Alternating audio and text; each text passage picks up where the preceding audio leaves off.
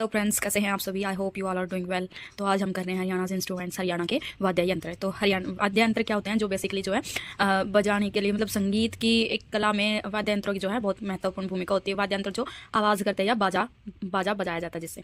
तो वाद्य यंत्र, इनका संक्षिप्त वर्णन जो है भरत मुनि के नाट्य शास्त्र में मिलता है। नाट्य शास्त्र में इन वाद्य यंत्रों को मुख्यतः 4 भागों में बांटा गया है। अब इसमें हम इंपॉर्टेंट क्वेश्चन है कि जो नाट्य शास्त्र है वो किनके द्वारा लिखित है, और वाद्य यंत्रों का जो है वर्णन किस शास्त्र में है और वह किसका है। तो भरत मुनि के नाट्य शास्त्र में जो वाद्य यंत्रों का वर्णन मिलता है और इसे 4 भागों में बांटा गया है। अब वो 4 भाग कौन कौन से हैं हमारे पास? तत्ववाद यंत्र। तत्ववाद यंत्र मतलब तार का प्रयोग होता है जिसमें जैसे कि तारा, सितार, वीणा, हारमोनियम। हारमोनियम ये नहीं है, यह है सुशीर।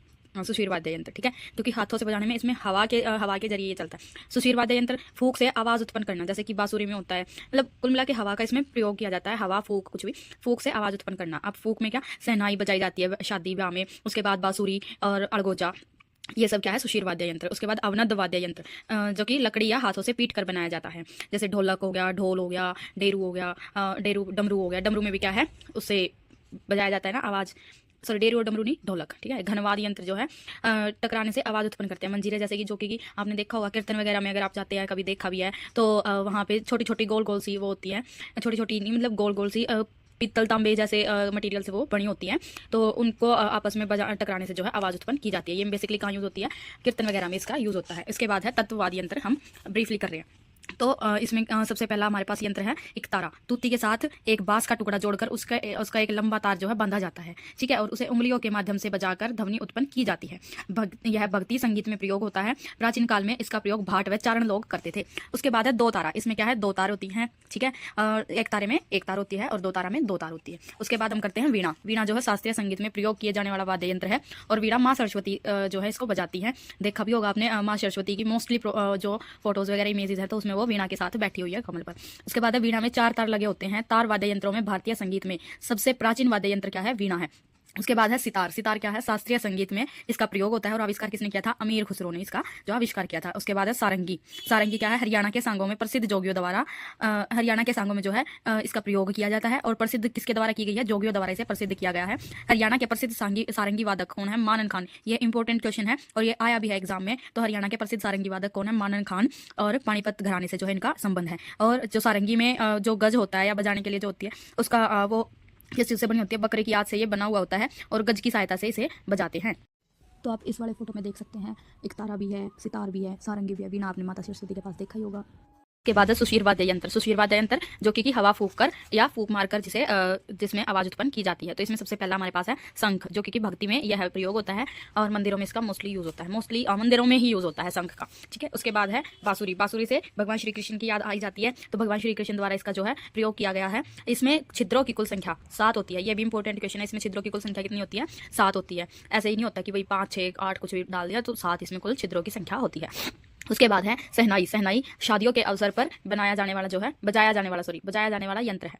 उसके बाद है बीन। शादियों में भी प्रयोग होता है, और सपेरे भी इसका प्रयोग करते हैं। आपने देखा होगा फिल्मों में भी सपेरे जो है सांप को बुलाने के लिए इसका प्रयोग करते हैं। उसके बाद है अड़गोजा। बांसुरी जैसा दिखने वाला, इसका प्रयोग चरवाहों द्वारा किया जाता है, ठीक है। भैंसे वगैरह हाँकने के लिए चरवाहों के द्वारा इनका प्रयोग किया जाता है। शंख तो आपने मंदिर में देखा ही होगा, लेकिन इसमें बांसुरी भी है, शहनाई भी है, बीन भी है, जिसे सपेरा बांसुरी कहा गया है। उसके बाद अड़गोजा भी इसमें दिया गया है, तो आप इसमें भी देख सकते हैं। उसके बाद है अवनद वाद्य यंत्र। अवनद वाद्य यंत्र क्या होते हैं? जो कि गोलाकार वाद्य यंत्र होते हैं, जो कि लकड़ी से पीट कर बजाए जाते हैं। तो सबसे पहला हमारे पास है छोटा नगाड़ा। ड्रम के जैसी नगाड़े के बाएं ओर रखा जाता है। और उसके बाद है डफली। डफली नृत्य व धमाल नृत्य में भी प्रयोग किया जाता है। डफ नृत्य और धमाल नृत्य हमने कल किए थे। तो जो धमाल नृत्य है वो उसका वर्णन कौन से पुराण में है? महाभारत में इसका वर्णन है। यह सबसे पुराना है, ठीक है। और किस टाइम में किया जाता है? फसलों की कटाई के बाद। और महेंद्रगढ़ जिले में जो है डफली मुख्य तौर पर बजाई जाती है। उसके बाद है नगाड़ा। डंडियों की सहायता से इसे बजाया जाता है, उन्हें चोप भी कहा जाता है। उसके बाद है खजरी। खजरी क्या है? यह जोगियों का वाद्य यंत्र होता है। ताशा। गले में लटकाकर प्रातुनुमा शादियों के अवसर पर बजाए जाने वाला यह यंत्र है, ठीक है। ताशा जो है गले में लटकाकर जो है प्रातुनुमा गोलाकार का ये होता है, शादियों के अवसर पर यह बजाया जाता है। उसके बाद है डेरू। डेरू क्या है? गोगा नवमी पर भक्तों द्वारा बजाए जाने वाला यह यंत्र है। गोगा नवमी पर डेरू ढोलक, इसका डमरू का छोटा पार्ट होता है। उसके बाद है ढोलक या ढोलकी, जो कि कीर्तन सत्संग में इसका प्रयोग होता है। ठीक है। उसके बाद ढोल, ढोल जो है शादी ब्याह में, किसी खुशी के अवसर पर या कुश्ती प्रतियोगिताओं आदि में जो है इसका प्रयोग होता है। उसके बाद है डमरू। डमरू का बड़ा रूप है डेरू। यह भगवान शिव का प्रतीक माना जाता है डमरू। ठीक है। नौबत, नौबत क्या है? पहले के राजाओं के महल में मुख्य द्वार पर यह बजाया जाता था। ठीक है। नौबत पहले बिगुल टाइप कुछ होता है ना, जो बिगुल हम उसे कहते हैं, बिगुल बजाया गया है। बिगुल या नौबत वो एक ही है। ये है छोटा नगाड़ा, उसके बाद थपली, नगाड़ा, खजरी, खजरी के बाद ताशा, डेरू, डेरू के बाद ढोल, ढोलकी और फिर नौबत। के बाद है घनवाद्य यंत्र। घनवाद्य यंत्र कौन सा होता है? जिसमें जो है मुख्य तौर पर किसी से पीट कर या टकराने से आवाज़ होती है, जैसे कि स्कूल की घंटी होती थी हमारी, जब उस पर लकड़ी से पीटा जाता था तो उसमें से आवाज़ आती थी वो। तो सबसे पहला हमारे पास है झांझर, जो कि कीर्तन सत्संगों में यह है बजाया जाता है। उसके बाद है घुंघरू, जो भक्ति संगीत या विशेष कार्यक्रमों में प्रयोग होता है। उसके बाद है खड़ताल, आम की लकड़ी से बना होता है ये और भक्ति संगीत में मुख्य तौर पर प्रयोग होती है। उसके बाद है झांझ, तांबा, पीतल या चांदी से ये बना होता है। 8 से 6 उंगल व्यास इसका होता है, जो आपस में टकरा कर आवाज़ की जाती है जिसे। ठीक है।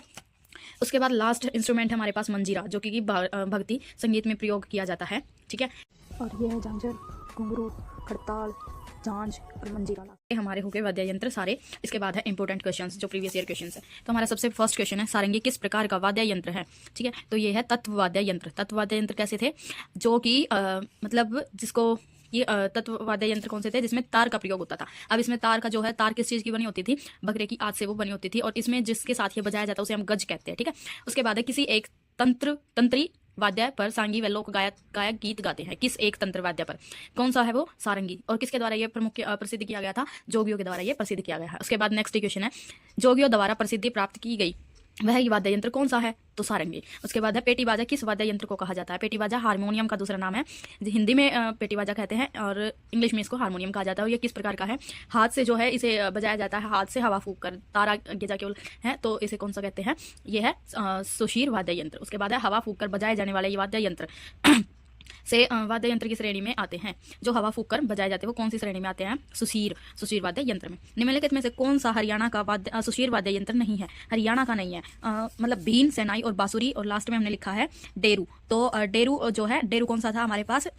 अवनद वाद्य यंत्र था। बाकी बीन, सेनाई और बांसुरी सब में क्या है? हवा फूंक कर बजाई जाती है। डेरू अवनद प्रकार का है, तो अवनद हमारा आंसर होगा। उसके बाद सुशीर वाद्य यंत्र। बांसुरी में कितने छिद्र होते हैं? मैंने बताया था ना, इंपॉर्टेंट है क्वेश्चन। तो इसमें कितने होते हैं? 7। बीन किस वाद्य यंत्र के अंतर्गत आता है? बीन में जो है हवा फूंक कर बजाई जाती है, तो वो सुशीर वाद्य यंत्र। उसके बाद है डफली व ताशा, किस प्रकार के वाद्य यंत्र हैं? तो किस प्रकार के हैं? अवनद वाद्य यंत्र, डफली और ताशा, जो कि ताशा जो है गले में लटका कर प्रातनुमा, और डफली जो है हाथ से पीट कर इसके बजाया जाता है। तो पीट कर जो बजाए जाते हैं वे कौन से थे? अवनद वाद्य यंत्र। ठीक है। महेंद्रगढ़ जिले का लोकप्रिय वाद्य कौन सा है? डफ। डफ का क्या था? डफ नृत्य और धमाल नृत्य में भी इसका प्रयोग किया जाता है। ठीक है। उसके बाद है भगवान शिव का वाद्य कौन सा है? भगवान शिव के पास कौन सा है? डमरू। घन वाद्य यंत्र के अंतर्गत आते हैं झांझ, मंजीरा। ये भी पूछा जा सकता है कि कोई दो बताइए, तो झांझ, मंजीरा। आम की लकड़ी से बना वाद्य यंत्र है खड़ताल। ठीक है। हारमोनियम, पेटी बाजा का प्रयोग जो है ये फैक्ट है, सांगो और वैराग्यों में इसका प्रयोग किया जाता है। और ये प्रमुख वाद्य यंत्र, एक तारा, एक सिरे पर पड़ा तुम्बा और उसमें लगी बांस की लकड़ी या तार को इकतारा कहते हैं। तो ये था हमारा आज का कंटेंट, हमारी आज की क्लास। आई होप आपको पसंद आई होगी, आपको समझ आई होगी। आई होप ये आपके लिए यूजफुल भी होगी। अगर अच्छी लगी है तो प्लीज़ लाइक, शेयर, सब्सक्राइब करें। Thank you.